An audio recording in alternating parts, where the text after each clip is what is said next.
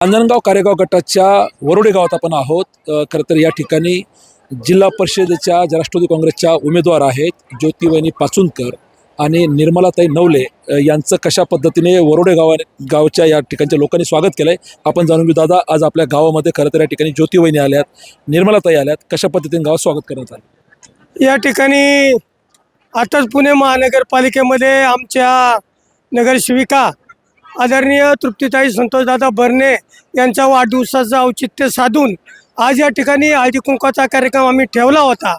या कार्यक्रमासाठी ज्योतिताई पाचुनकर पाटील आणि निर्मलाताई नवले पाटील हे दोन्ही मान्यवर या ठिकाणी उपस्थित राहिले आहेत।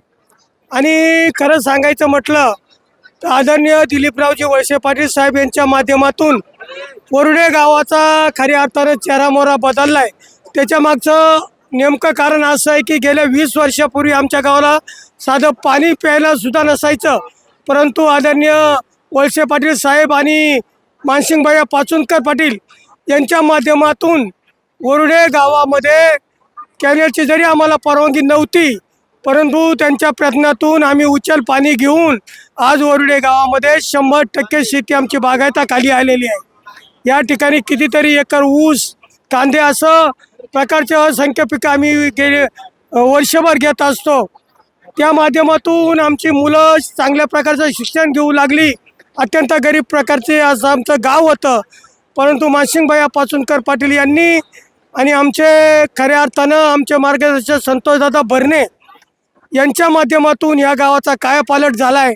त्यामुळं ज्योतिवहिनी असतील, निर्मलाताई असतील, यांच्या पाठीमागं आमचं वरोडे गाव खरं म्हटलं तर 70%च्या पुढेही त्यांना आम्ही मतदान करणार आहोत, याची तुम्हाला मी ग्रामस्थांच्या वतीने ग्वाही देतो। ताई 100% विजय होतील गटातून, याच्याबद्दल कुठली शंका नाही।